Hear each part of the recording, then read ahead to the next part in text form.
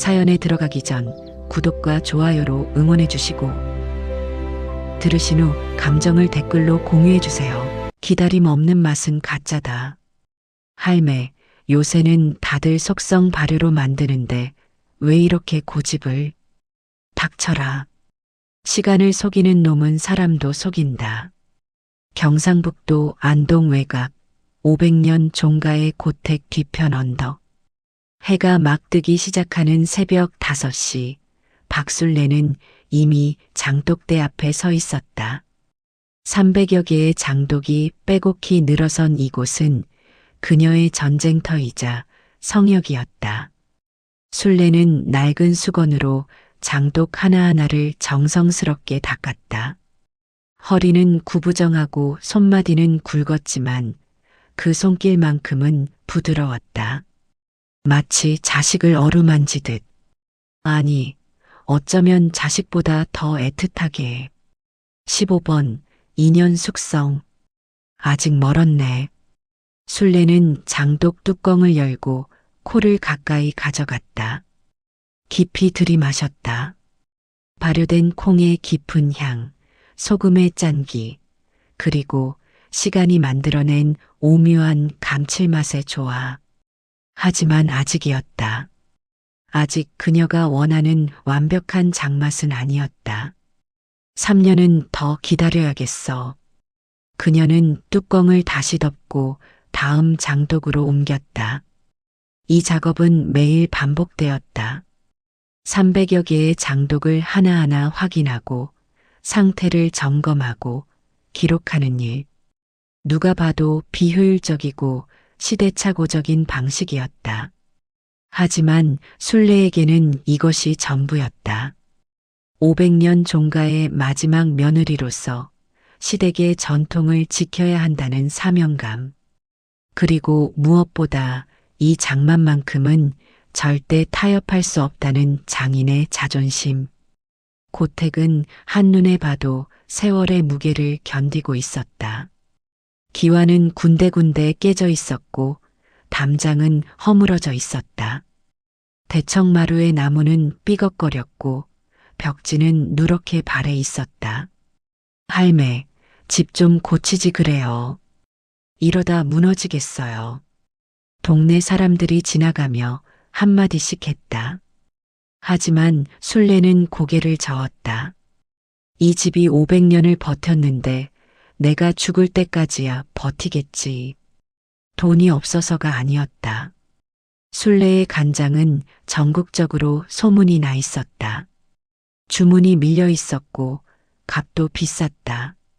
하지만 그녀는 돈을 모으지 않았다.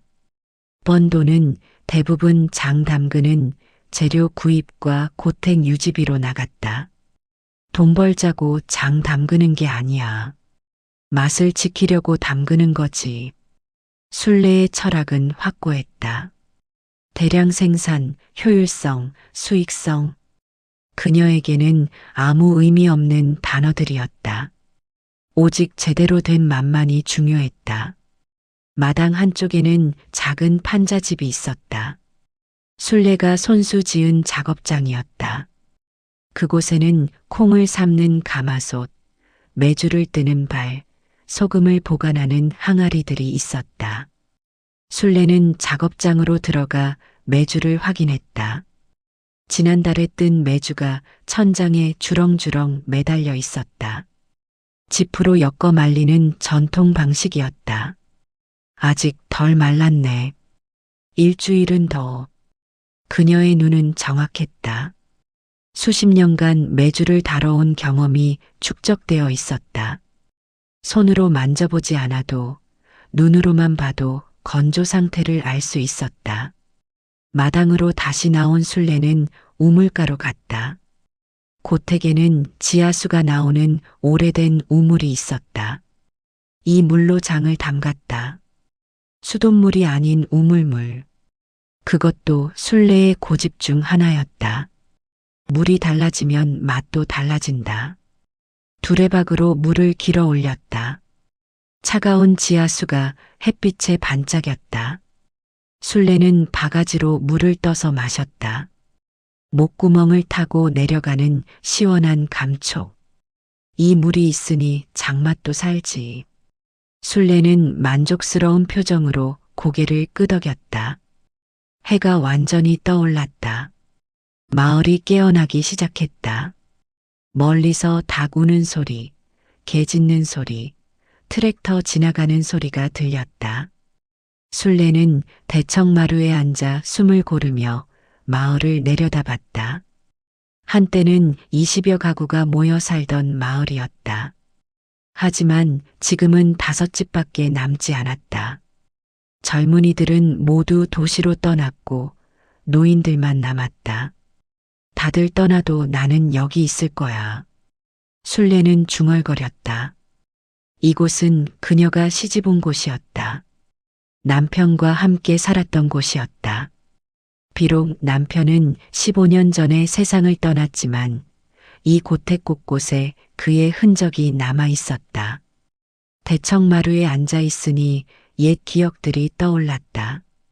시집 와서 처음 장 담그는 법을 배우던 날, 시어머니의 까다로운 가르침, 수없이 실패하고 혼나던 날들. 맛이 왜 이 모양이냐? 다시 해. 시어머니는 무서웠다. 하지만 동시에 위대한 스승이었다. 500년 종가의 장맛을 완벽하게 익히고 계신 분이었다. 장은 정성이다. 정성 없이는 절대 제맛이 안 난다. 시어머니의 말씀이 귓가에 생생했다.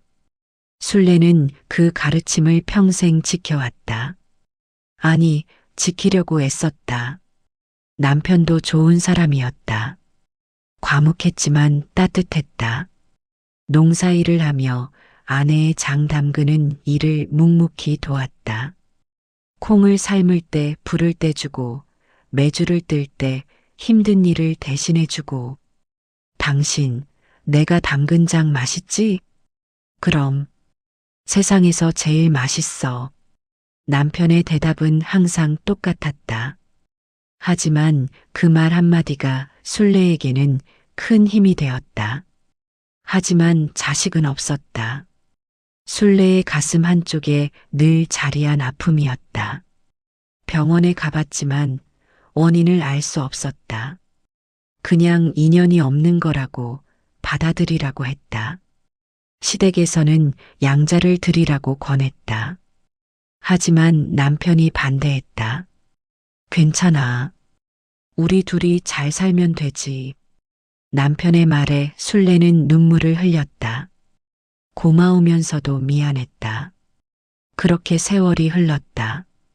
자식 없는 부부로 살면서도 술래는 장 담그는 일에 전념했다. 그것이 자신이 이 종가를 위해 할 수 있는 유일한 일이라고 생각했다. 하지만 남편이 갑작스럽게 세상을 떠났다. 심장마비였다. 아침에 일어나 밭에 나갔다가 쓰러진 채 발견되었다. 여보, 여보. 술래는 남편을 흔들었지만 이미 늦었다. 그의 몸은 차가웠다. 장례를 치르고 혼자 남은 술래는 한동안 넋을 잃고 살았다. 장 담그는 일도 손에 잡히지 않았다. 매일 대청마루에 앉아 멍하니 하늘만 바라봤다. 그러던 어느 날이었다. 그 운명의 날, 눈이 펑펑 내리던 겨울날, 술래는 장독대를 정리하러 나갔다가 마을 어귀 과수원 쪽에서 이상한 소리를 들었다. 으앙, 으앙, 아기 우는 소리였다. 술래는 깜짝 놀라 소리가 나는 쪽으로 달려갔다. 그리고 그곳에서 사과 상자 하나를 발견했다. 상자 안에는 갓난아기가 있었다. 두꺼운 담요에 쌓여 있었지만 얼굴은 새빨갛게 얼어 있었다. 세상에, 이게 무슨... 술래는 황급히 아기를 안아 올렸다. 작고 따뜻한 생명. 술래의 가슴이 쿵쾅거렸다. 아기의 목에는 낡은 은수저 하나가 끈으로 묶여 있었다. 수저에는 결이라는 한자가 새겨져 있었다. 결이라. 술래는 아기를 꽉 껴안고 고택으로 달려갔다. 먼저 몸을 녹여야 했다. 아기는 계속 울고 있었다. 살아있다는 증거였다. 방에 들어가 아궁이에 불을 지폈다. 그리고 따뜻한 물로 아기를 닦아주고 깨끗한 옷으로 갈아입혔다. 다행히 젖병과 분유가 조금 있었다. 예전에 조카가 왔을 때 남겨둔 것이었다. 분유를 타서 아기에게 먹였다.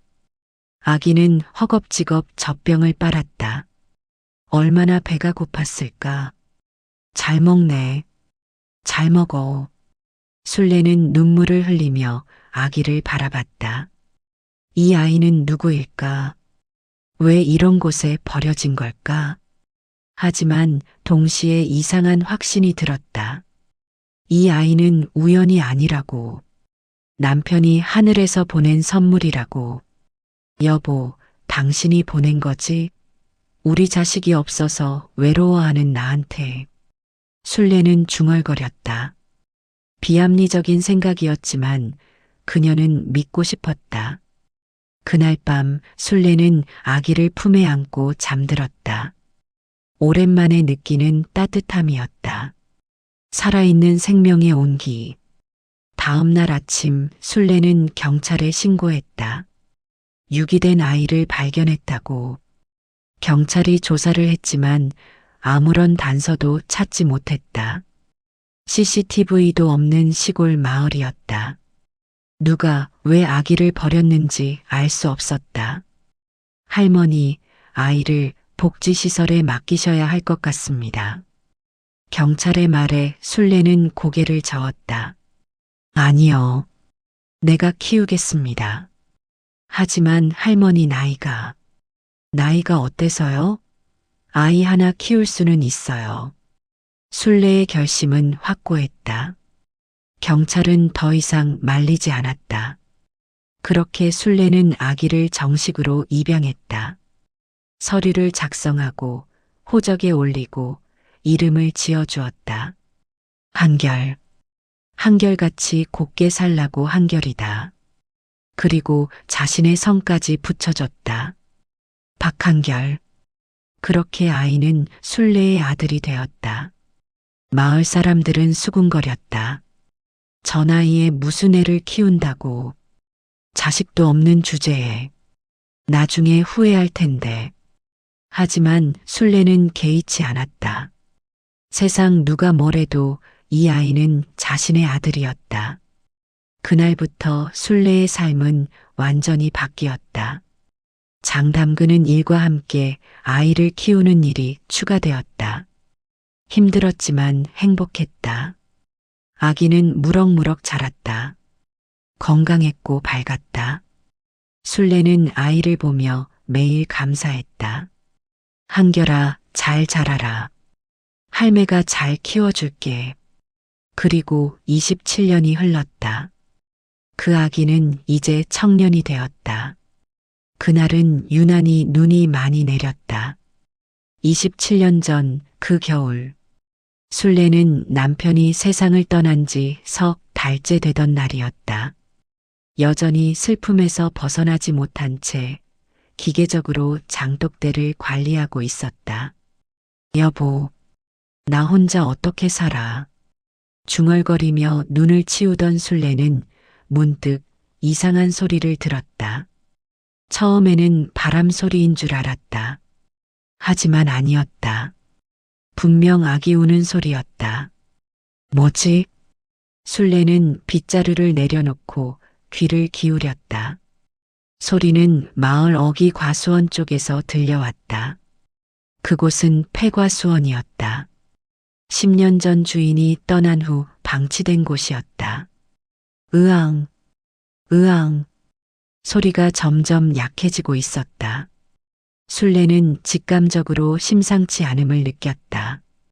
장화를 신고 급히 과수원으로 달려갔다.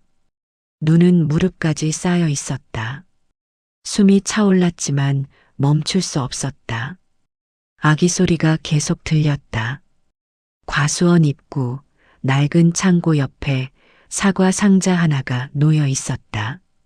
눈에 반쯤 묻힌 채 세상에. 술래는 상자로 달려갔다. 뚜껑을 열자 작은 아기가 담요에 쌓여 있었다. 얼굴은 새빨갰고 입술은 파랗게 질려 있었다. 아이고, 아이고. 술래는 떨리는 손으로 아기를 안아 올렸다. 몸이 차가웠다. 얼마나 오래 여기 있었던 걸까? 아기는 울음을 멈추고 술래를 바라봤다. 맑고 순수한 눈동자. 그 눈빛에 술래의 심장이 멎을 것 같았다. 괜찮아. 할매가 왔어. 술래는 자신의 외투를 벗어 아기를 더 감쌌다. 그리고 가슴에 꽉 안았다. 자신의 체온으로 아기를 녹이기 위해서였다. 그때 목에 걸린 은수저를 발견했다. 낡았지만 정교한 세공이 돋보이는 수저였다. 손잡이 부분에 한자가 새겨져 있었다. 결. 술래는 수저를 자세히 들여다봤다. 이것은 보통 수저가 아니었다. 은의 순도도 높아 보였고 세공도 장인의 솜씨였다. 분명 귀한 집안의 물건이었다. 이 아이가 어디서 온 걸까? 의문이 들었지만 지금은 그것이 중요하지 않았다. 아기를 살리는 게 먼저였다. 술래는 눈길을 헤치며 고택으로 돌아왔다.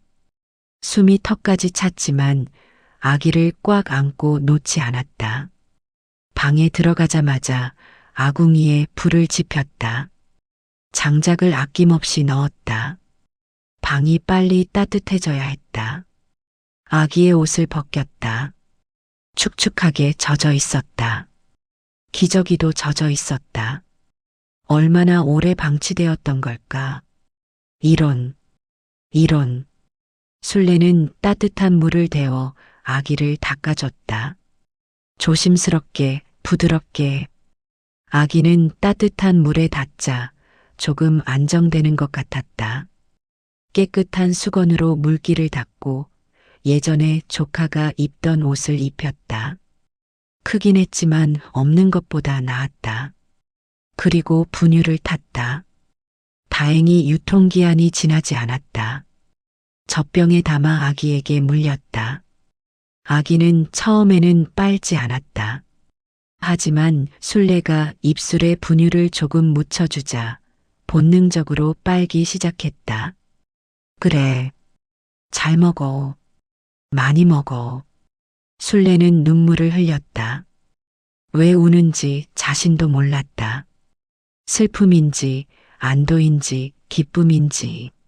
모든 감정이 뒤섞여 있었다. 아기는 젖병을 다 비웠다. 그리고 트림을 했다. 건강한 트림 소리였다. 휴, 다행이다.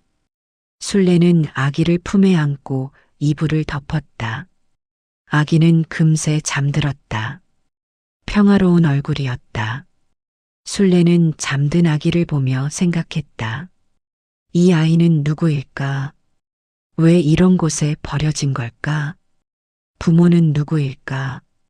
하지만 동시에 묘한 감정이 들었다. 마치 운명처럼 느껴졌다.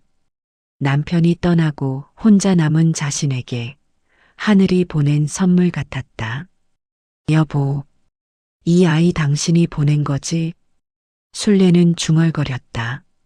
남편의 사진을 바라봤다. 온화하게 웃고 있는 남편의 얼굴. 우리 자식 없어서 외로워하는 나한테 아이를 보낸 거지? 말도 안 되는 생각이었다. 하지만 술래는 믿고 싶었다. 이 아이는 우연이 아니라 필연이라고. 그날 밤 술래는 아기를 품에 안고 잠들었다. 오랜만에 느끼는 따뜻함이었다. 외롭지 않았다. 다음 날 아침 눈은 그쳤다. 햇살이 방 안으로 들어왔다. 아기는 여전히 잠들어 있었다. 술래는 조심스럽게 일어나 경찰서에 전화를 걸었다. 여보세요. 저 안동 외곽 박씨 종가 사는 박순례인데요. 아기를 발견했습니다. 경찰이 출동했다. 상황을 확인하고 조사를 시작했다. 하지만 단서는 없었다. CCTV도 없고 목격자도 없었다. 과수원 주변을 다 수색했지만 아무것도 발견하지 못했습니다. 그럼 이 아이는 유기된 것으로 보입니다. 복지시설에 연락해서 아니요. 순례가 단호하게 말했다. 내가 키우겠습니다. 하지만 할머니, 아이를 키우는 건 나도 키울 수 있어요. 자식은 없지만 조카들 키운 경험도 있고요. 경찰은 난처한 표정이었다. 하지만 순례의 결심을 꺾을 수 없었다. 일단 상황을 보고하고 며칠 후에 다시 연락드리겠습니다. 며칠 후 경찰과 사회복지사가 함께 왔다. 순례의 상황을 점검하고 아이를 키울 능력이 있는지 확인했다. 고택도 있고 수입도 안정적이시네요. 네, 장 담그는 일로 생계를 유지하고 있습니다. 혼자 키우시기 힘들지 않으실까요? 괜찮습니다. 마을 사람들도 도와줄 거예요. 사회복지사는 고개를 끄덕였다. 순례의 진심을 느낄 수 있었다. 알겠습니다. 입양 절차를 진행하도록 하겠습니다.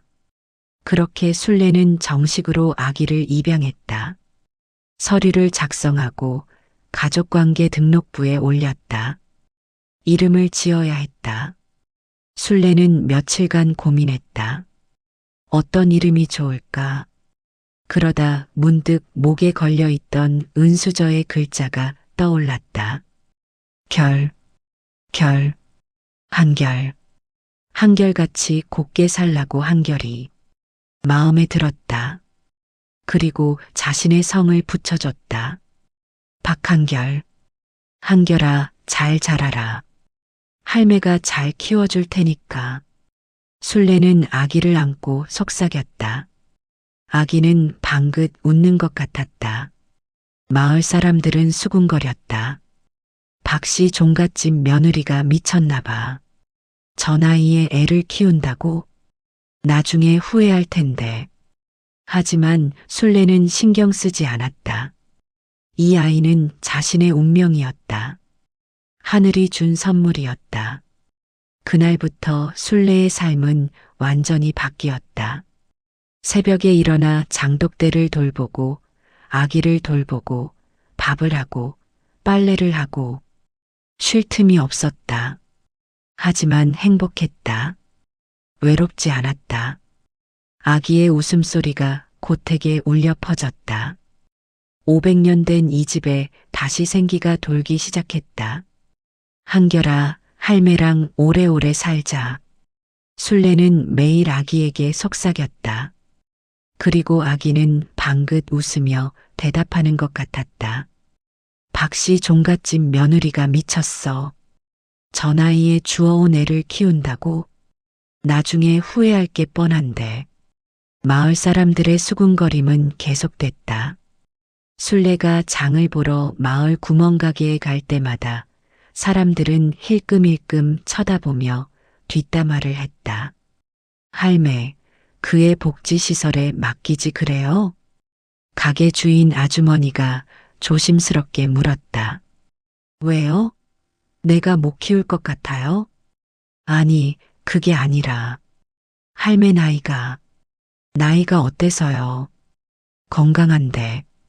순례는 단호하게 말하고 물건값을 치렀다. 아기 분유, 기저귀, 물티슈. 예전에는 살 일 없던 물건들이었다. 가게를 나서는 순례의 뒷모습을 보며 사람들은 고개를 저었다. 고집불통이긴. 저러다 큰일 나는 거 아니야? 하지만 순례는 개의치 않았다. 집으로 돌아와 한결을 안았다. 아기는 할매를 보자 방긋 웃었다. 한결아, 할매만 믿어. 사람들이 뭐래도 신경 쓰지 마. 술래는 아기에게 속삭였다. 물론 아기가 알아들을 리 없었지만 말하는 것만으로도 위로가 되었다. 시간이 흘렀다. 한결은 무럭무럭 자랐다. 100일, 돌, 2돌. 건강하고 밝은 아이로 자라났다. 술래는 한결을 업고 장독대를 돌봤다. 한결은 할매의 등에서 졸거나 까르르 웃으며 놀았다. 한결아, 이게 장독이야. 여기서 간장이 만들어지는 거지. 술래는 아기에게 말을 걸었다. 아기가 알아듣든 못 알아듣든 늘 이야기를 들려줬다. 장은 기다림이야. 사람도 마찬가지지. 급하게 크면 속이 비어. 천천히 제대로 익어야 해. 술래의 철학이었다. 그리고 그것을 한결에게도 가르치고 싶었다. 한결이 3살이 되던 해 마을에서 작은 사건이 있었다. 이웃집 할머니가 술래에게 따졌다. 박신혜, 그의 호적에 올렸다며? 네, 그랬습니다. 미쳤어? 주워온 애를 진짜 자식으로 만들어? 제 자식 맞습니다. 혈육도 아닌데 무슨 자식이야. 이웃집 할머니는 화가 나 있었다. 사실 그 할머니에게는 나름의 이유가 있었다. 자신의 손자를 술래가 입양했으면 하는 바람이 있었던 것이다. 집안이 어려워 손자를 키우기 힘들었는데 술래가 낯선 아이를 입양한 것이 못마땅했다. 할머니, 인연이란 게 혈육만으로 맺어지는 게 아닙니다. 말을 그렇게 하네. 나중에 그 애가 크면 배신할 텐데. 그래도 괜찮습니다. 내 선택이니까요. 술래는 물러서지 않았다. 이웃집 할머니는 혀를 차며 돌아갔다. 그날 밤 술래는 한결을 안고 생각했다. 사람들 말이 맞을까? 한결이 크면 자신을 떠날까? 진짜 부모를 찾아 떠날까? 한결아. 술래는 자는 아이의 얼굴을 바라봤다. 평화로운 얼굴. 천사 같은 얼굴. 할매는 내가 어디 가도 괜찮아. 내가 행복하기만 하면. 술래는 속삭였다. 진심이었다. 자신의 행복보다 아이의 행복이 먼저였다. 한결이 5살이 되던 해 유치원에 보내야 할 시기가 왔다. 마을에는 유치원이 없어서 읍내까지 차로 30분을 가야 했다. 한결아, 유치원 가고 싶니? 유치원이 뭐예요? 친구들이랑 노는 곳이야. 친구요? 한결은 눈을 반짝였다. 마을에는 또래 아이가 없었다. 늘 할매하고만 놀았던 한결에게 친구는 신기한 존재였다. 그럼 가고 싶어요. 술래는 웃으며 고개를 끄덕였다. 하지만 마음 한켠이 허전했다. 한결이 잘하고 있다는 것. 언젠가는 자신을 떠나 세상으로 나갈 것이라는 것. 유치원 첫날 술래는 한결을 데리고 읍내로 갔다. 낡은 경운기를 몰고 30분을 달렸다. 유치원 앞에서 한결을 내려주며 술래는 말했다. 한결아, 친구들이랑 재밌게 놀아. 네, 할매. 한결은 밝게 웃으며 유치원으로 들어갔다. 술래는 그 뒷모습을 한참 바라봤다. 가슴이 먹먹했다. 그날 오후 한결을 데리러 갔을 때 선생님이 술래를 불렀다. 할머니, 한결이가 코가 좀 특이하네요. 코요? 네, 냄새를 너무 잘 맡아요. 급식실에서 뭘 만드는지 다 마치더라고요. 술래는 놀랐다. 그러고 보니 한결은 어렸을 때부터 냄새에 민감했다. 장독대 근처만 가도 어떤 장이 잘 익었는지 말하곤 했다. 그런가요? 네, 신기해요. 그리고 맛도 잘 구분해요. 오늘 김치가 어제랑 다르다고 하더라고요. 술래는 한결을 보며 생각했다. 이 아이에게 특별한 재능이 있는 건가? 집에 돌아와 술래는 실험을 해봤다. 여러 장독의 뚜껑을 열고 한결에게 물었다. 한결아, 이 중에서 제일 맛있는 간장이 어디 있을 것 같니? 한결은 코를 벌름거리며 장독들을 돌아다녔다. 그리고 한 장독 앞에 멈춰 섰다. 여기요. 술래가 확인해 보니 3년 숙성된 최고급 간장이었다. 정확했다. 한결아, 넌 코가 정말 좋구나. 그래요? 응, 할매보다 나은 것 같아. 술래는 신기하면서도 뿌듯했다. 이 아이는 정말 특별했다. 하늘이 보낸 선물이 맞았다. 그날부터 술래는 한결에게 장 담그는 법을 조금씩 가르치기 시작했다. 아직 어렸지만 재능이 있으니 배워두면 좋을 것 같았다. 한결아, 장은 기다림이야. 급하면 안 돼. 네, 할매. 그리고 정성이야. 정성 없이 담그면 맛이 안 나. 알겠어요. 한결은 열심히 배웠다. 콩 고르는 법, 메주 뜨는 법, 소금 고르는 법. 하나하나 익혀갔다. 마을 사람들은 여전히 수군거렸다. 저 애한테 장 담그는 거 가르친대. 주워온 애한테 종갓집 비법을 알려주다니. 나중에 배신당할 텐데. 하지만 술래는 신경 쓰지 않았다. 한결은 자신의 아들이었다. 피는 안 섞였어도 마음은 섞였다. 그렇게 세월이 흘렀다. 한결은 초등학교, 중학교를 거쳐 고등학생이 되었다. 똑똑하고 성실한 아이로 자라났다. 술래는 늙어갔다. 허리는 더 굽었고 눈은 침침해졌다. 하지만 한결이 곁에 있어 외롭지 않았다. 할매, 제가 도와드릴게요. 한결은 할매를 도와 장독대를 관리했다. 이제는 술래보다 더 정확하게 장의 상태를 파악했다. 한결아, 넌 정말 대단해. 할매가 가르쳐 주신 덕분이에요. 아니야. 내 재능이야. 술래는 뿌듯했다. 이 아이는 자신보다 훨씬 더 훌륭한 장인이 될 것 같았다. 하지만 동시에 불안했다. 한결이 자신의 출생에 대해 알게 되면 어떻게 될까? 진짜 부모를 찾으려 할까? 자신을 떠날까? 그 불안은 현실이 되기 시작했다. 한결은 초등학교 3학년 때부터 남달랐다. 아침에 일어나 마당에 나서면 하늘을 올려다보며 말했다. 할매, 오늘 오후에 비 올 거예요. 그래, 일기예보에는 안 나왔는데 공기 냄새가 달라요. 습기가 많아요. 술래는 웃으며 고개를 저었다. 하지만 신기하게도 오후에 정말 비가 내렸다. 일기예보도 마치지 못한 비를. 한결아, 넌 정말 신기한 애야. 그래요?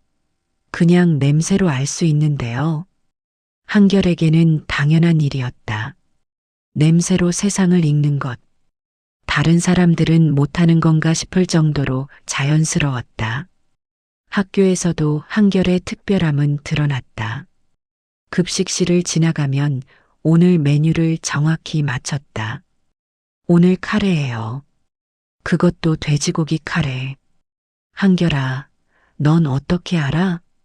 냄새로 알아요. 친구들은 신기해하며 한결을 따라다녔다. 한결은 인기가 많았다. 착하고 똑똑했으니까. 하지만 한결 본인은 자신이 특별하다고 생각하지 않았다. 그냥 냄새가 잘 맡아질 뿐이라고 생각했다. 중학생이 되자 한결의 재능은 더 발전했다. 장독대에서 어떤 장이 잘 익었는지, 냄새만으로 구분했다. 심지어 며칠 후에 어떤 맛이 될지도 예측했다. 할매, 이 간장은 일주일 후면 완벽해질 거예요. 그래, 어떻게 알아? 발효 냄새가 딱 그 단계예요. 술래가 확인해 보니 정확했다. 일주일 후 그 간장은 최상의 맛에 도달했다. 한결아, 넌 할매보다 나아. 아니에요. 할매가 가르쳐 주셔서 배운 거예요. 아니야. 이건 재능이야. 타고난 거지. 술래는 한결의 재능이 놀라웠다. 이 아이는 정말 특별했다. 한결은 고등학생이 되어서도 매일 할매를 도왔다. 학교에서 돌아오면 가방을 던져놓고 장독대로 달려갔다. 할매, 오늘 상태 어때요? 한결이가 한번 봐봐. 한결은 장독들을 하나하나 확인했다. 냄새를 맡고 색을 보고 손으로 만져보고 15번 장독, 조금 이상해요. 뭐가? 발효가 너무 빨리 진행되고 있어요. 온도가 높은 것 같아요. 술래가 확인해 보니 정말 그랬다. 장독 밑에 돌이 깔려 있어서 햇빛을 많이 받고 있었다. 아이고, 이걸 못 봤네. 한결이가 알아차리지 않았으면 큰일 날 뻔했어. 제가 장독 위치 좀 옮길게요. 한결은 무거운 장독을 옮겼다. 힘이 센 편은 아니었지만 할매를 위해서라면 무엇이든 했다. 한결아, 고마워. 뭐가요? 당연한 건데. 술래는 한결을 보며 눈물이 났다. 이 아이는 정말 착했다. 주워온 아이라고 무시하던 마을 사람들에게 보여주고 싶었다. 이렇게 훌륭한 아이라고. 한결은 공부도 잘했다. 전교에서 항상 상위권이었다. 특히 과학과 수학을 좋아했다. 할매, 발효 원리를 공부하면 장을 더 잘 담글 수 있을 것 같아요. 그래, 그럼 열심히 공부해. 네. 한결은 도서관에서 발효 관련 책을 빌려 읽었다. 미생물, 효소, 온도, 습도, 모든 변수를 과학적으로 분석했다. 그리고 그것을 할매에게 설명해 줬다. 할매, 이 온도에서는 이런 미생물이 활발해져요. 그래서 이런 맛이 나는 거예요. 오, 그렇구나. 할매는 그냥 경험으로만 알았는데, 경험도 중요해요. 하지만 과학적으로 이해하면 더 좋아요. 한결은 할매의 전통 방식과 현대 과학을 접목시키려 했다. 그것이 미래의 장 담극이라고 생각했다. 고등학교 2학년 때 한결은 학교 과학 경진 대회에 나갔다. 주제는 전통 발효식품의 과학적 분석이었다. 한결은 할매의 간장을 샘플로 가져가 성분을 분석했다. 그리고 왜 이렇게 맛있는지 과학적으로 설명했다. 이 간장은 3년 숙성되었습니다. 이 기간 동안 단백질이 아미노산으로 분해되고 당이 발효되며 깊은 맛이 생깁니다. 특히 이 간장에는 일반 간장보다 아미노산 함량이 20% 높습니다. 심사위원들은 놀랐다. 고등학생이 이 정도 분석을? 네, 우리 할매 간장을 연구했습니다. 한결은 대상을 받았다. 술래는 시상식에 참석해 한결이 상을 받는 모습을 봤다. 눈물이 났다. 한결아, 정말 대단해. 할매 덕분이에요. 아니야, 내 실력이야. 시상식이 끝나고 집으로 돌아오는 길, 한결이 물었다. 할매, 저 대학 가도 돼요? 그럼 당연하지. 내가 가고 싶으면 가야지. 하지만 할매 혼자 두고 가는 게 괜찮아. 한결이 공부하는 게 더 중요해. 술래는 웃으며 말했지만 속으로는 슬펐다. 한결이 떠나면 다시 혼자가 되는 것이었다. 하지만 한결의 미래를 위해서라면 기꺼이 감수할 수 있었다. 고등학교 3학년 한결은 서울의 명문대학 식품공학과에 합격했다. 장학금도 받았다. 할매 합격했어요. 오, 잘했다. 술래는 한결을 껴안았다. 기쁘면서도 슬펐다. 이제 정말 한결이 떠나는 것이었다. 할매, 저 주말마다 올게요. 아니야, 공부에 집중해. 할매는 괜찮아. 그래도, 한결아, 넌 내 길을 가야 해. 할매 걱정하지 마. 술래는 단호하게 말했다. 한결의 미래를 막고 싶지 않았다. 2월 한결은 서울로 떠났다. 술래는 버스 정류장까지 배웅을 나갔다. 할매, 잘 다녀올게요. 응, 조심히 가. 할매도 건강하세요. 그래, 한결아. 버스가 출발했다. 한결은 창밖으로 손을 흔들었다. 술래도 손을 흔들며 눈물을 닦았다. 버스가 사라진 후에도 술래는 한참 그 자리에 서 있었다. 가슴이 텅 빈 것 같았다. 집으로 돌아온 술래는 빈 방을 바라봤다. 한결이 쓰던 방, 이제 텅 비어 있었다. 한결아. 술래는 중얼거렸다. 외로움이 밀려왔다. 하지만 동시에 뿌듯했다. 한결이 자신의 꿈을 향해 나아가고 있었다. 그것만으로도 충분했다. 잘하고 있어, 한결아. 술래는 창밖을 보며 속삭였다. 한결이 대학에 간 지 2년이 흘렀다. 주말마다 내려오겠다던 약속은 지켜지지 못했다. 학업과 아르바이트로 바빴기 때문이었다. 할매, 미안해요. 이번 주도 못 갈 것 같아요. 괜찮아, 한결아. 공부 열심히 해. 전화 너머 한결의 목소리는 미안함으로 가득했다. 술래는 괜찮다고 말했지만 속으로는 외로웠다. 혼자 남은 고택은 더 쓸쓸했다. 장독대만 변함없이 제자리에 있었다. 어느 날 술래에게 예상치 못한 방문객이 찾아왔다. 검은색 고급 세단이 고택 앞에 멈춰섰다. 차에서 내린 사람은 정장을 입은 중년 남자였다. 품이 있어 보였고 눈빛은 날카로웠다. 안녕하십니까? K-푸드의 이석주라고 합니다. K-푸드요? 술래는 들어본 적 있었다. 전국적으로 유명한 식품 대기업이었다. 네, 전통식품 사업화를 추진하고 있습니다. 박술래 명인님의 간장이 워낙 유명해서 직접 찾아왔습니다. 오셨으니 들어오시죠.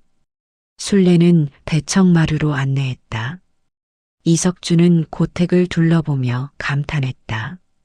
정말 멋진 고택이군요. 역사가 느껴집니다.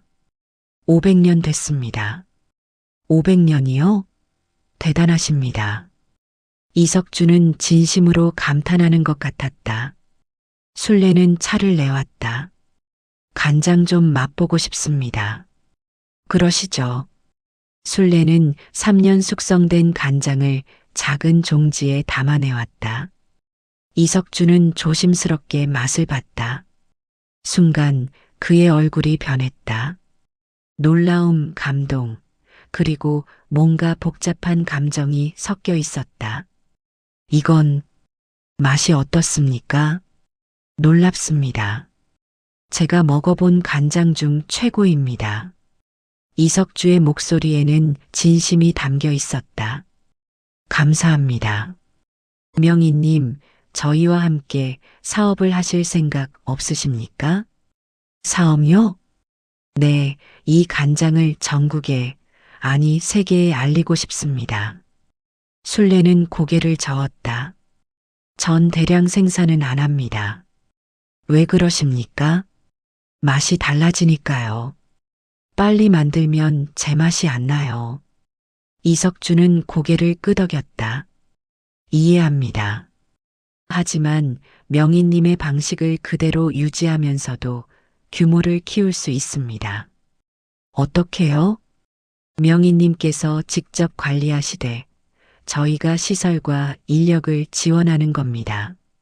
술래는 잠시 생각했다. 솔깃하긴 했다. 하지만 여전히 의구심이 들었다. 한번 생각해 보겠습니다. 네, 천천히 생각하십시오. 이석주는 명함을 건넸다. 그리고 일어서려는데 마당에서 젊은 남자가 들어왔다. 할매, 다녀왔습니다. 한결이었다. 깜짝 방문이었다. 한결아. 술래는 기뻐하며 한결을 맞이했다. 하지만 이석주는 한결을 보는 순간 얼어붙었다. 그의 얼굴이 창백해졌다. 눈은 커졌고 입은 벌어졌다. 마치 유령을 본 것처럼. 당신은 이석주의 목소리가 떨렸다. 네, 저를 아십니까? 한결은 의아해했다. 처음 보는 사람이었다. 아니, 아닙니다. 이석주는 황급히 시선을 돌렸다. 하지만 그의 손은 여전히 떨리고 있었다. 그럼 저는 이만. 이석주는 서둘러 인사하고 차에 올랐다. 차가 떠나는 모습을 한결은 이상하게 바라봤다. 할매, 저 사람 왜 저래요? 글쎄, 나도 모르겠다.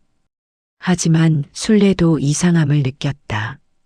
이석주가 한결을 보는 눈빛. 그건 단순한 놀라움이 아니었다. 뭔가 더 깊은 감정이 있었다. 차 안에서 이석주는 숨을 헐떡였다. 조 실장이 걱정스럽게 물었다.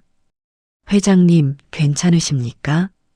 조 실장, 저 청년을 봤나? 네, 봤습니다. 꼭 닮았어.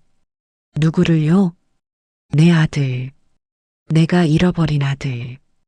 조 실장은 놀라 회장을 바라봤다. 회장님, 설마. 조사해봐. 저 청년이 누군지. 알겠습니다. 차는 고택을 떠났다. 하지만 이석주의 마음은 여전히 그곳에 남아 있었다. 이석주에게는 아픈 과거가 있었다. 27년 전 화재 사고로 아내와 갓난아들을 잃었다. 아니, 잃었다고 믿었다. 화재 당일 그는 출장 중이었다. 전화를 받았을 때는 이미 늦었다. 집은 전소되었고 아내의 시신만 발견되었다. 아들의 시신은 찾지 못했다. 불 속에서 완전히 타버린 것 같습니다. 경찰의 말에 이석주는 무너졌다. 평생의 죄책감이 시작된 순간이었다. 그 후 이석주는 미친 듯이 일했다. 슬픔을 잊기 위해, 죄책감을 덮기 위해, 그렇게 K-푸드를 거대 기업으로 키웠다. 하지만 마음 한쪽은 항상 비어 있었다. 아내와 아들을 잃은 자리. 그런데 오늘 그 청년을 봤다. 자신의 젊은 시절과 똑 닮은 얼굴. 아내의 눈빛까지 닮은. 설마 그 아이가. 이석주는 떨리는 손으로 휴대폰을 꺼냈다. 조 실장, 최대한 빨리 조사해. 알겠습니다, 회장님. 그날 밤 술래의 고택에서는 한결과 할매가 오랜만에 함께 저녁을 먹었다. 할매, 그동안 잘 지내셨어요? 그럼 한결이는? 저도 잘 지냈어요. 학교 생활도 재밌고요. 다행이다. 술래는 한결을 보며 뿌듯했다. 이렇게 잘 자라줘서 고마웠다. 하지만 마음 한켠에는 불안이 스며들었다. 이석주의 그 눈빛. 뭔가 심상치 않았다. 혹시 한결의 진짜 부모와 관련된 건 아닐까? 술래는 고개를 저었다. 아니야, 그럴 리 없어. 그냥 우연의 일치일 거야. 하지만 불안은 사라지지 않았다. 그날 밤 한결이 잠든 후 술래는 오래된 상자를 꺼냈다. 한결을 발견했을 때 함께 있던 물건들이 담긴 상자였다. 담요, 옷, 그리고 은수저. 술래는 은수저를 꺼내 들었다. 결자가 새겨진 수저. 이게 뭘 의미하는 걸까? 술래는 중얼거렸다. 27년 동안 품고 살았던 의문이었다. 혹시 이 수저가 단서가 될까? 한결의 출생의 비밀을 풀 열쇠가 될까?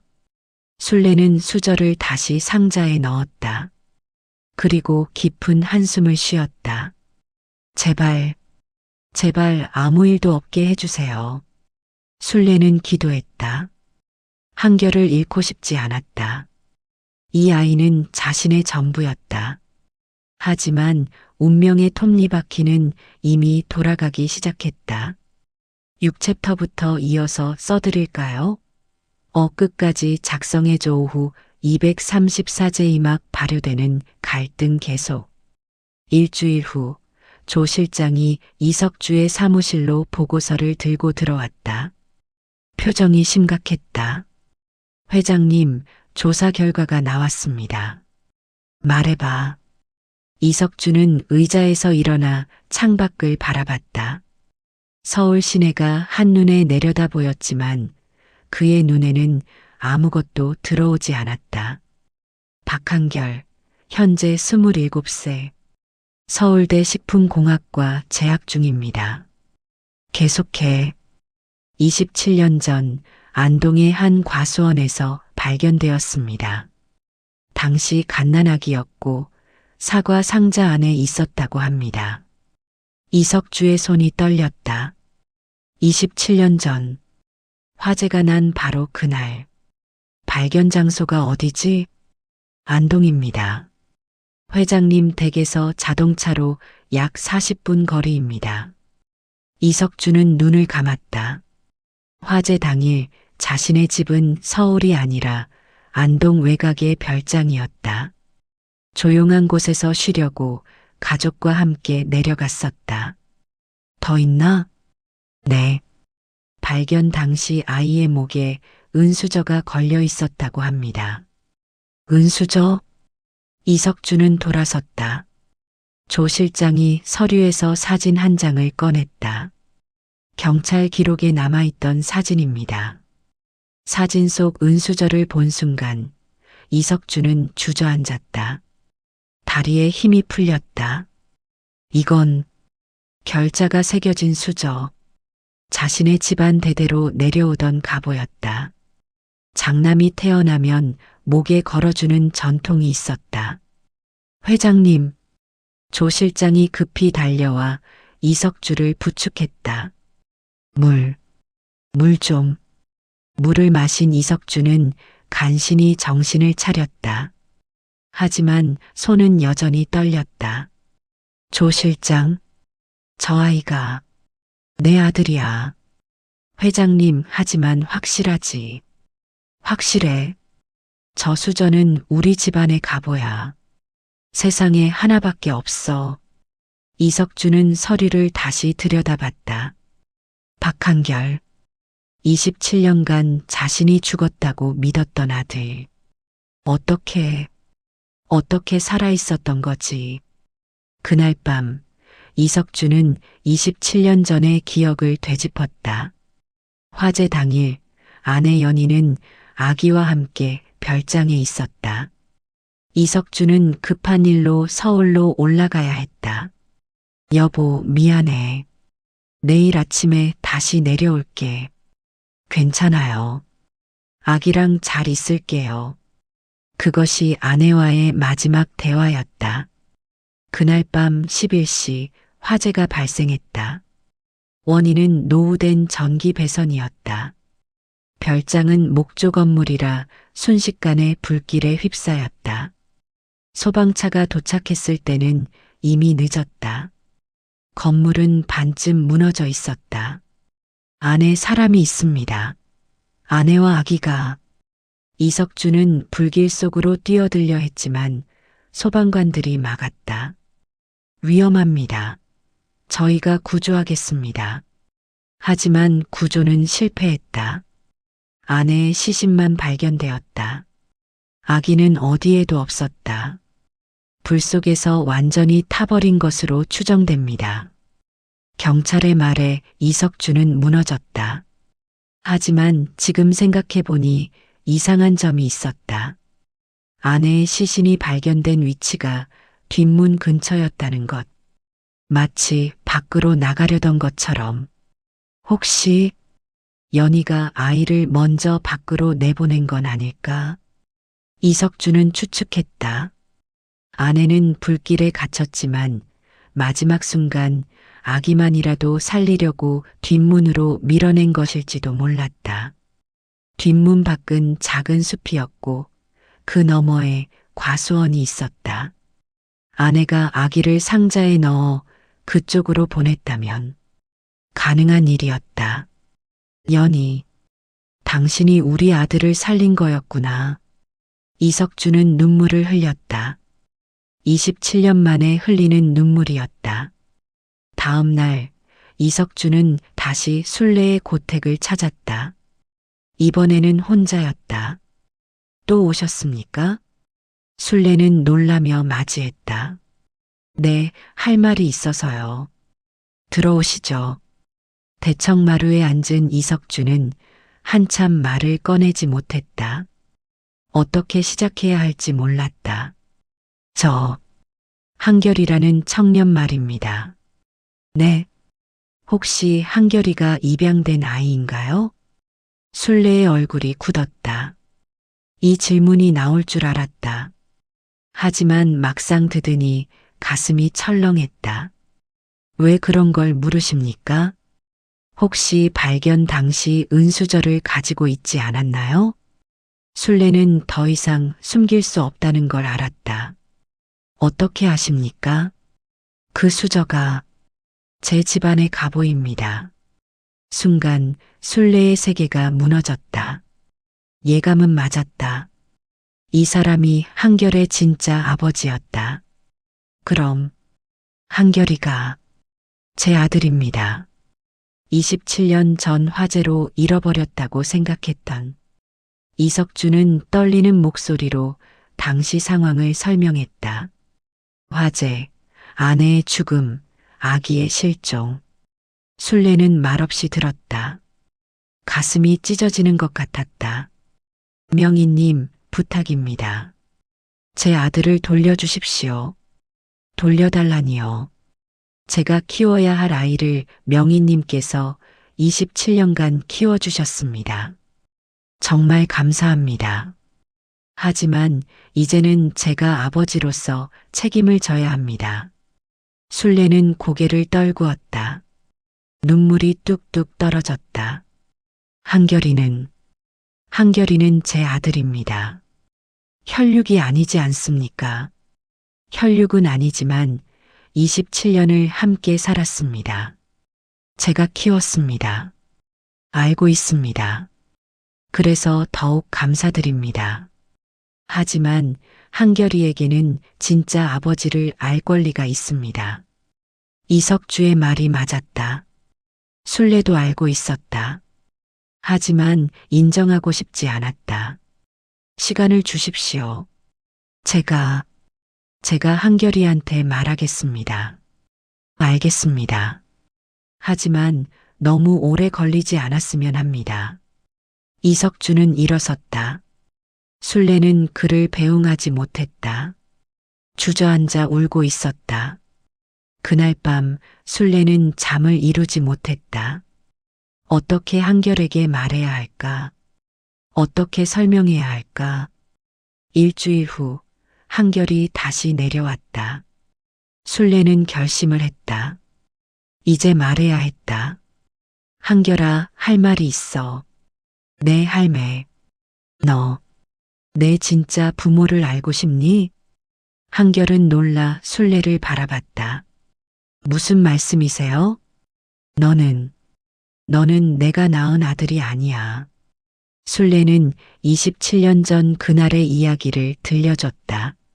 사과 상자, 은수저, 그리고 입양. 한결은 말없이 들었다. 표정이 굳어 있었다. 그래서 저는 주어진 아이였던 거네요. 한결아, 괜찮아요, 할매. 알고 있었어요. 어렴풋이? 뭐, 할매랑 저랑 안 닮았잖아요. 그리고 마을 사람들이 하는 말도 들었고요. 한결은 쓸쓸하게 웃었다. 하지만 상관없어요. 할매가 저를 키워주셨잖아요. 그게 중요한 거죠. 순례는 한결을 껴안았다. 둘 다 울었다. 한결아, 미안해. 진작 말했어야 했는데. 아니에요, 할매. 할매 잘못 없어요. 한참 후에야 둘은 진정했다. 그런데 할매, 왜 갑자기 이 얘기를 하시는 거예요? 순례는 이석주에 대해 말했다. 한결의 진짜 아버지가 나타났다는 것. K-푸드 회장이요? 응, 그분이 내 아버지야. 한결은 충격을 받았다. 자신의 아버지가 재벌이라니. 만나고 싶니? 순례의 질문에 한결은 고개를 저었다. 아니요. 저는 할매가 좋아요. 다른 아버지는 필요 없어요. 한결아, 할매, 걱정 마세요. 저 어디 안 가요. 하지만 순례는 알고 있었다. 이것이 끝이 아니라는 것을. 이석주가 쉽게 포기하지 않을 것이라는 것을. 그리고 그 예감은 맞았다. 한 달이 지났다. 이석주는 계속해서 연락을 해왔다. 한결을 만나고 싶다고, 이야기를 나누고 싶다고. 하지만 한결은 거부했다. 저는 만날 생각 없어요. 한결아, 그래도 내 친아버지인데. 혈연이 전부는 아니잖아요. 저를 키운 건 할매예요. 한결의 결심은 확고했다. 순례는 그런 한결이 고마우면서도 미안했다. 하지만 이석주는 포기하지 않았다. 어느 날 한결이 학교에서 돌아오는 길에 차를 세웠다. 한결 씨, 잠깐만 시간을 내주시겠습니까? 회장님, 부탁입니다. 커피 한 잔만 하시죠. 한결은 거절할 수 없었다. 근처 카페로 들어갔다. 저는 당신의 친아버지입니다. 알고 있습니다. 27년 전 화재로 당신을 잃었습니다. 평생 죄책감에 시달렸습니다. 이석주는 당시 상황을 자세히 설명했다. 아내의 죽음, 자신의 고통. 당신 어머니는 마지막 순간 당신을 살렸습니다. 그 은수저는 어머니가 당신에게 걸어준 거예요. 살아있으라는 메시지였죠. 한결은 가슴이 뭉클했다. 자신을 낳아준 어머니.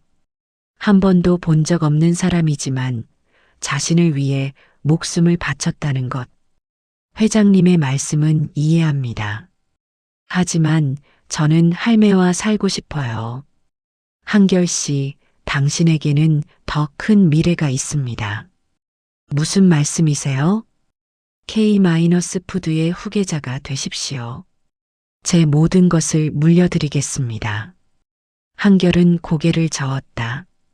저는 그런 거 원하지 않습니다. 왜입니까? 평생 가난하게 살 겁니까? 가난이 뭐가 나쁜가요? 할매랑 행복한데요.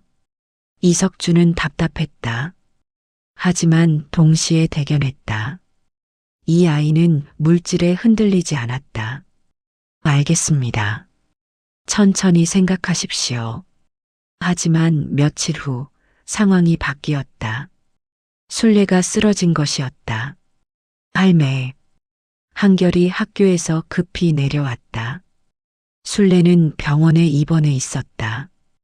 의사 선생님, 할매가 왜 이러는 겁니까? 과로와 스트레스입니다. 나이도 있으시고요. 당분간 안정이 필요합니다. 한결은 죄책감을 느꼈다. 자신 때문에 할매가 스트레스를 받은 것이었다. 병실에 들어가니 술래는 누워 있었다. 창백한 얼굴이었다. 할매, 한결아 왔니? 네, 할매. 괜찮으세요? 괜찮아. 그냥 좀 피곤해서. 하지만 괜찮지 않았다. 술래는 많이 쇠약해져 있었다. 그날 밤 의사가 한결을 따로 불렀다. 할머니 상태가 생각보다 안 좋습니다. 네. 심장이 약해지셨어요. 언제 또 쓰러질지 모릅니다. 그럼 어떻게? 스트레스를 받지 않게 해드려야 합니다. 그리고 무리한 일도 하시면 안 되고요. 한결은 고개를 끄덕였다. 장독대 일을 줄여야 했다.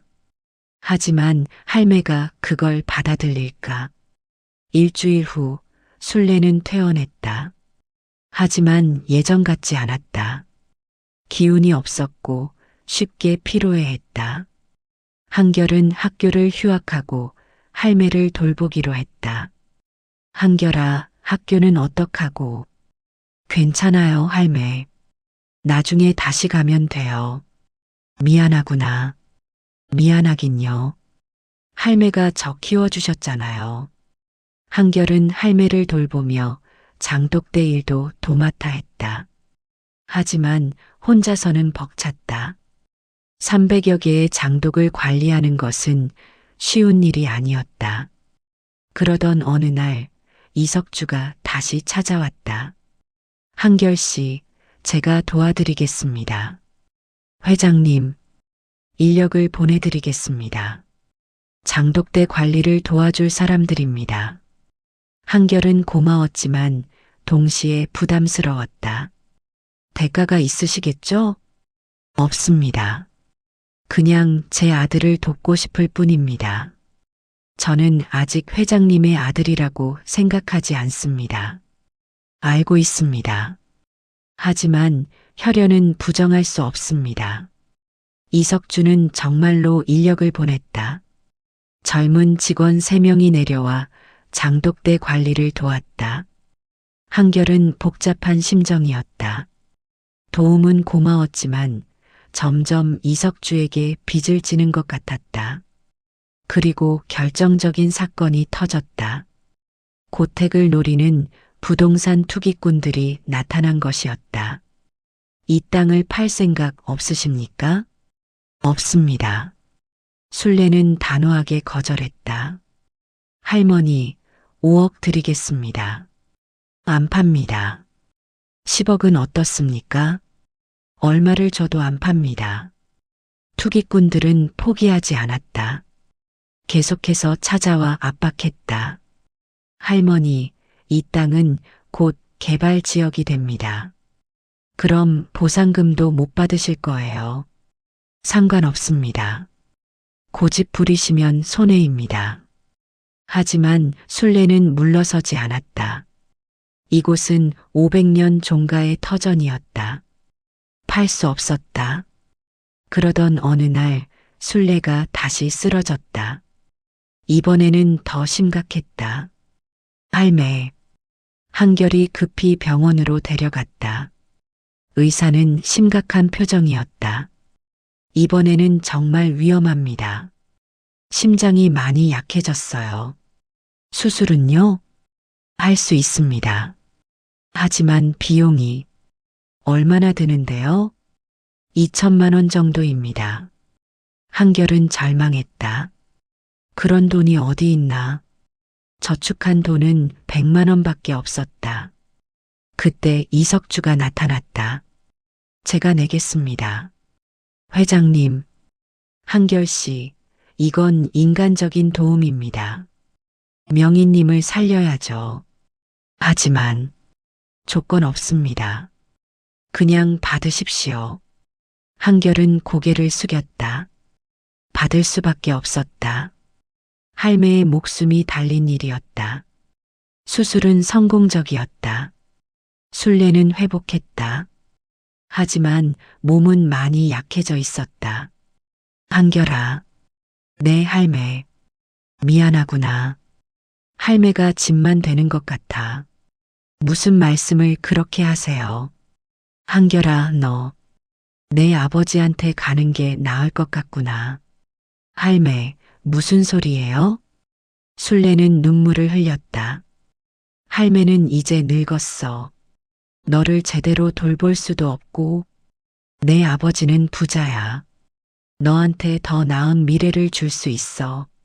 할매, 저는 할매랑 있고 싶어요. 한결아, 할매 말 들어. 순례는 결심한 듯 말을 이었다.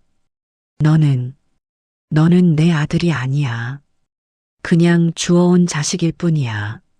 할매, 이제 내 갈 길 가렴. 할매는 혼자서도 잘 살 수 있어. 한결은 눈물을 흘렸다. 할매가 거짓말하고 있다는 걸 알았다. 자신을 위해 모진 말을 하고 있다는 걸. 할매, 정말 그렇게 생각하세요? 그래. 그러니까 이제 떠나렴. 한결은 일어섰다. 가슴이 찢어지는 것 같았다. 알겠습니다. 떠나겠습니다. 한결아.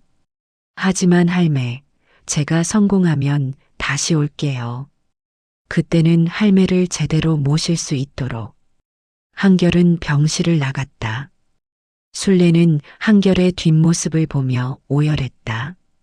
한결아, 미안해. 정말 미안해. 제3막 황금빛 결실. 한결이 떠난 후 순례는 퇴원의 고택으로 돌아왔다.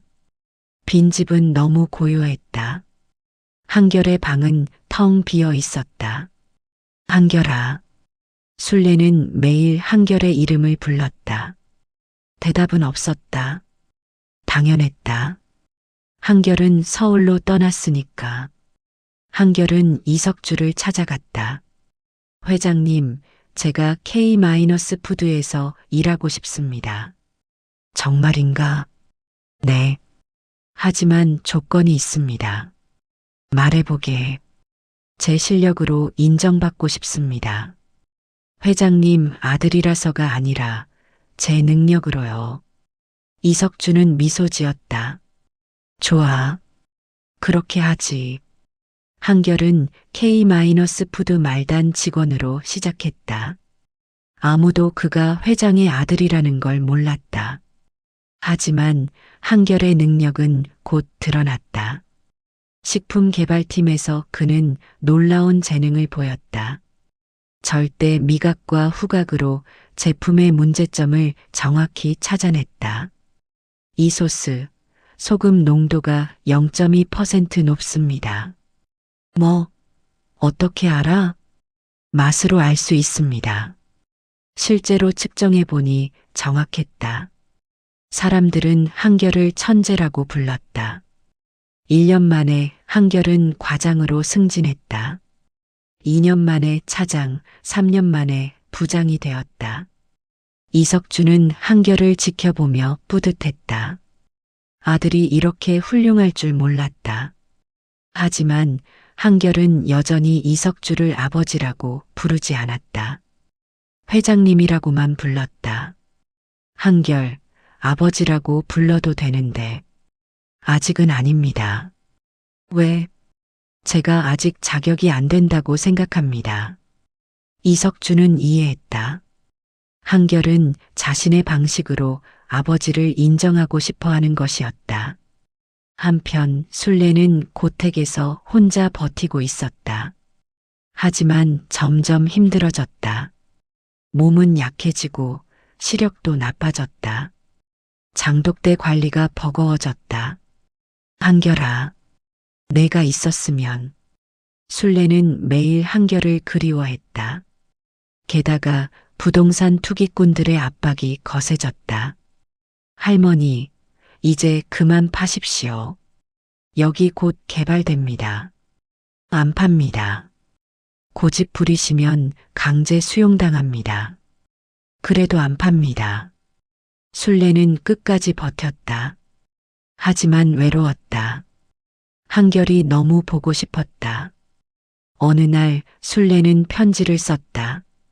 한결아, 할매는 잘 지내고 있어. 너무 걱정하지 마. 너는 내 길을 잘 가거라. 할매는 언제나 너를 응원한단다. 하지만 편지는 보내지 못했다. 한결에게 부담 주고 싶지 않았다. 시간이 흘렀다. 1년, 2년, 3년. 순례는 점점 쇠약해졌다. 장독대는 방치되었다. 관리할 힘이 없었다. 일부 장독은 맛이 변질되기 시작했다. 한결아, 미안해. 할매가 내가 아끼던 장독들을 제대로 못 지켰어. 순례는 장독대 앞에서 울었다. 그러던 어느 날 마을에 소문이 돌았다. K-푸드에서 이 지역을 매입한대. 뭐, 왜? 전통식품 테마파크를 만든다나 봐. 그럼 우리 땅값이 오르겠네? 사람들은 기뻐했다.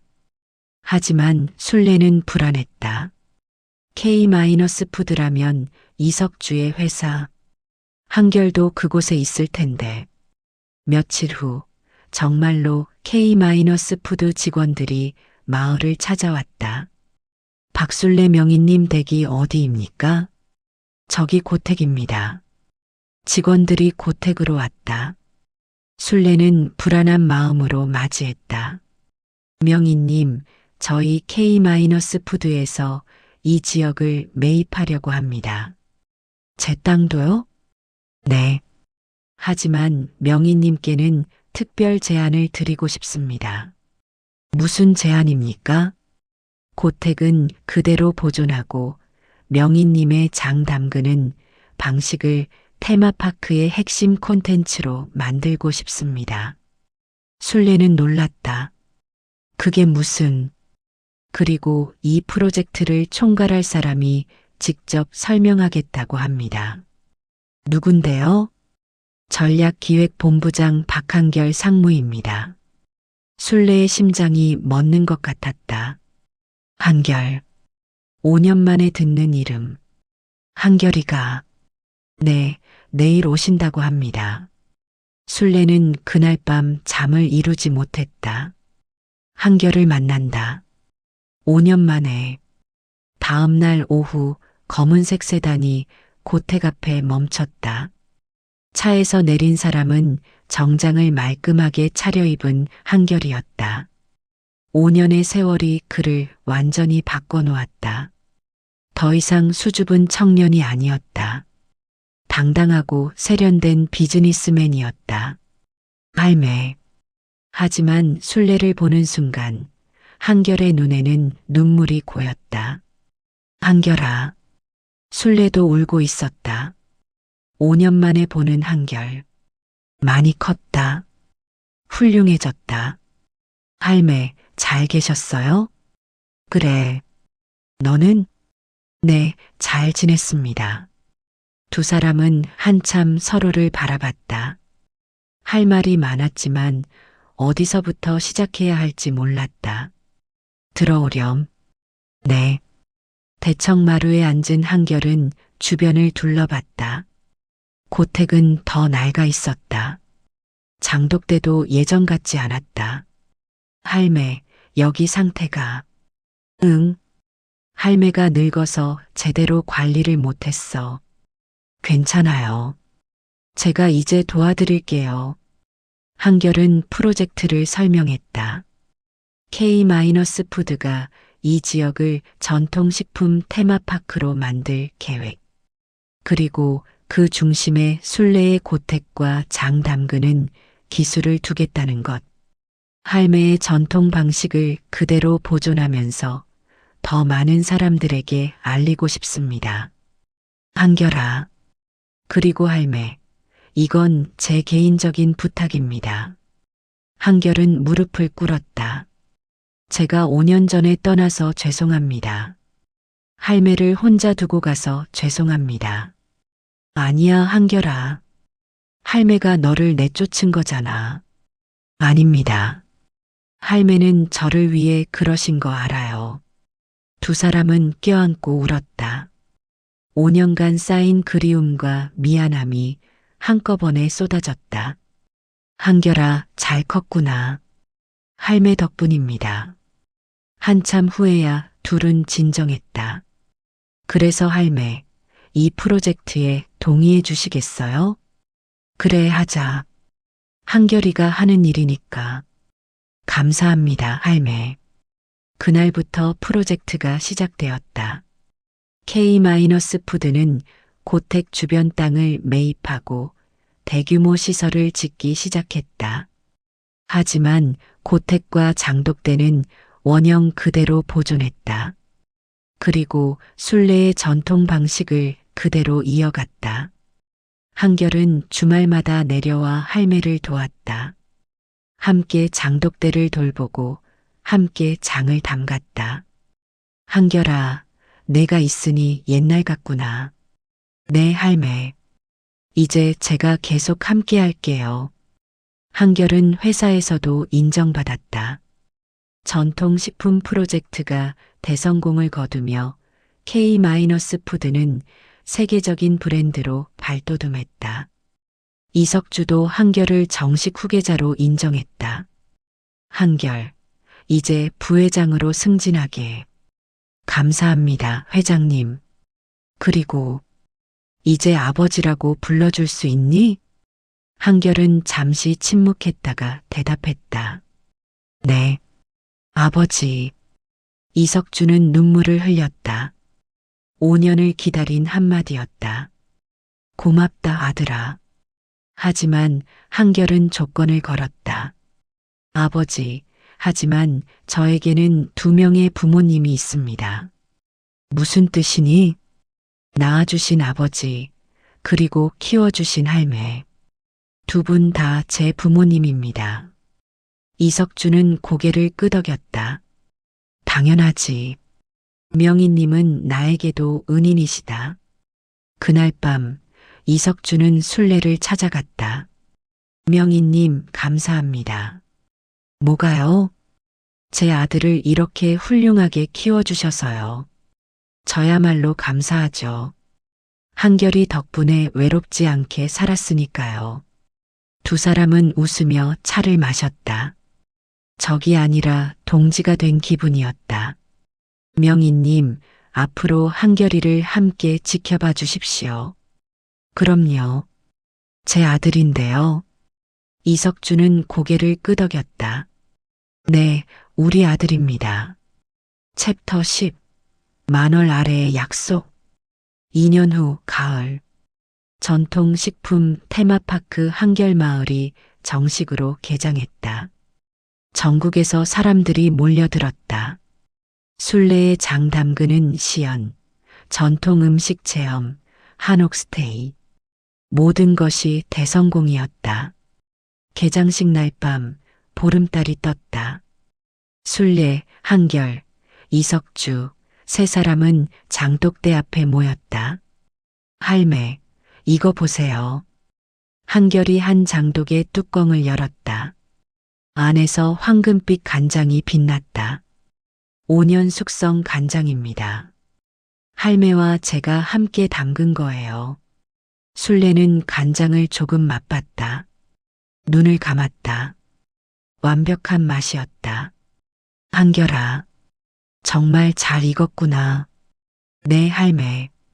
할매 덕분입니다. 이석주도 맛을 봤다. 감동이 밀려왔다. 이 맛, 제 어머니가 만들어주시던 맛이네요. 그러세요? 네. 어릴 적 할머니 댁에 가면 이런 간장으로 만든 음식을 먹었죠. 그때의 추억이 떠오릅니다. 세 사람은 달빛 아래 앉아 이야기를 나눴다. 한결아, 너는 정말 대단한 아이야. 순례가 말했다. 아니에요, 할매. 할매가 가르쳐 주신 덕분이에요. 아니야. 너의 재능이야. 이석주가 끼어들었다. 두 분 다 맞습니다. 명희님의 가르침과 한결이의 재능이 만나 이런 결과가 나온 겁니다. 한결은 두 사람을 바라봤다. 키워주신 할매, 낳아주신 아버지. 두 분 다 제 부모님입니다. 순례와 이석주는 서로를 바라봤다. 그리고 웃었다. 그래, 우리 아들, 우리 한결이. 두 사람은 동시에 말했다. 한결은 가슴이 뭉클했다. 자신에게는 두 개의 사랑이 있었다. 피로 이어진 사랑, 그리고 시간으로 이어진 사랑. 할매, 아버지, 감사합니다. 우리가 더 고맙지. 세 사람은 함께 황금빛 간장을 바라봤다.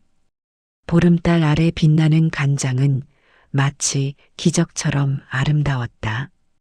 이 간장의 이름을 뭐라고 지을까요? 한결이 물었다.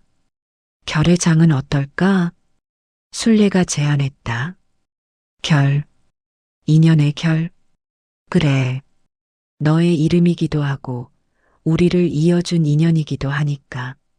이석주가 고개를 끄덕였다. 좋습니다. 결의장, 완벽한 이름이네요. 그날 밤 세 사람은 작은 상을 차렸다.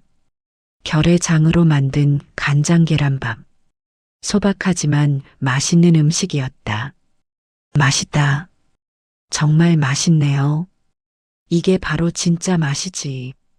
세 사람은 함께 밥을 먹으며 웃었다. 달빛은 따뜻하게 그들을 비추고 있었다. 한결아, 순례가 불렀다. 네, 할매. 할매는 이제 여한이 없어. 너를 이렇게 훌륭하게 키워냈으니까. 할매, 그런 말씀하지 마세요. 아니야. 진심이야. 할매는 행복해. 이석주도 말했다. 저도 행복합니다. 잃어버렸던 아들을 찾았으니까요. 아버지, 그리고 명희님을 만나 제 인생의 은인을 얻었으니까요. 순례는 웃으며 고개를 끄덕였다. 우리 모두 복받은 거지. 네, 할매. 그날 밤 장독대 위로 별이 쏟아졌다. 은하수가 펼쳐졌다. 세 사람은 하늘을 올려다보며 감탄했다. 예쁘다. 정말 아름답네요. 저 별들처럼 우리도 빛나는 거겠지. 순례의 말에 한결과 이석주는 고개를 끄덕였다. 며칠 후 한결은 결의 장 브랜드를 정식으로 런칭했다. 전국적으로, 아니 세계적으로 화제가 되었다. 한국 전통장이 이렇게 맛있다니 놀랍습니다. 꼭 한번 가봐야겠어요. 한결마을은 세계적인 관광지가 되었다. 순례는 명실상부한 명인으로 인정받았다. 하지만 순례는 변하지 않았다. 여전히 소박하게, 정직하게 장을 담갔다. 기다림 없는 맛은 가짜야. 순례의 철학은 변함없었다. 한결은 할매의 가르침을 계속 이어갔다. 그리고 다음 세대에게도 전수하기 시작했다. 장은 정성이에요. 급하게 만들면 맛이 없어요. 한결의 강의를 듣는 젊은이들은 고개를 끄덕였다. 이석주는 회장직을 한결에게 물려줄 준비를 했다. 이제 내 시대야. 아버지, 아직은. 아니야. 넌 준비됐어. 한결은 K-푸드의 새로운 회장이 되었다. 하지만 여전히 주말마다 고택으로 내려가 할매를 도왔다. 한결아, 오늘 밥 잘 지어졌네. 네, 할매. 할매가 가르쳐 주신 대로 했어요. 그래, 잘했어. 세월이 흘렀다. 순례는 더 늙었다. 하지만 행복했다. 한결이 곁에 있었으니까. 그리고 마침내 그날이 왔다. 순례가 평화롭게 잠들었다. 장독대를 바라보며 미소 지으며 한결아, 잘 살아. 마지막 말을 남기고 술래는 눈을 감았다. 한결은 할매를 끝까지 지켰다. 할매, 고마웠어요. 정말 감사했어요. 장례는 조용히 치러졌다. 전국에서 조문객이 찾아왔다. 명인을 기리기 위해서였다. 한결은 할매의 묘 앞에서 다짐했다. 할매, 제가 할매의 뜻을 이어갈게요. 정직한 맛, 기다림의 맛. 절대 잊지 않을게요. 이석주도 함께 절을 했다. 명인님, 감사했습니다. 제 아들을 키워주셔서요. 그날 밤 한결은 장독대 앞에 앉았다. 달이 떠 있었다. 보름달이었다. 할매, 보고 계시죠? 한결은 중얼거렸다. 대답은 없었다. 하지만 바람이 불었다. 따뜻한 바람이었다. 한결은 웃으며 눈물을 닦았다. 네, 알겠어요. 잘 살겠어요. 그리고 한결은 다시 장을 담그기 시작했다. 할매의 방식 그대로. 정성스럽게, 천천히. 세월이 흘러도 전통은 이어졌다. 할매의 정신은 살아 있었다. 그리고 언젠가 한결도 다음 세대에게 이 전통을 물려줄 것이었다. 기다림 없는 맛은 가짜다. 할매의 말은 영원히 기억될 것이었다. 10년 후 한결은 국제식품 박람회에서 대상을 받았다. 결의 장이 세계 최고의 전통식품으로 인정받은 것이었다. 시상식에서 한결은 말했다. 이 상은 제 것이 아닙니다. 저를 키워주신 박순례 명인님의 것입니다. 청중은 박수를 쳤다. 한결은 계속 말했다. 명인님은 말씀하셨습니다.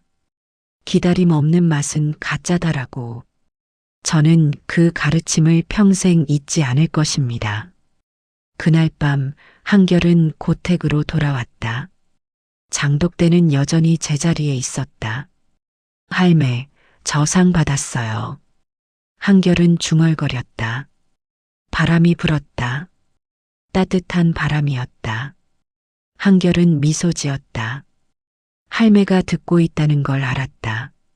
할매, 사랑해요. 달빛 아래 장독대는 황금빛으로 빛났다. 마치 할매가 웃고 있는 것처럼. 그리고 한결은 다시 장을 담그기 시작했다. 영원히 이어질 전통을 위해.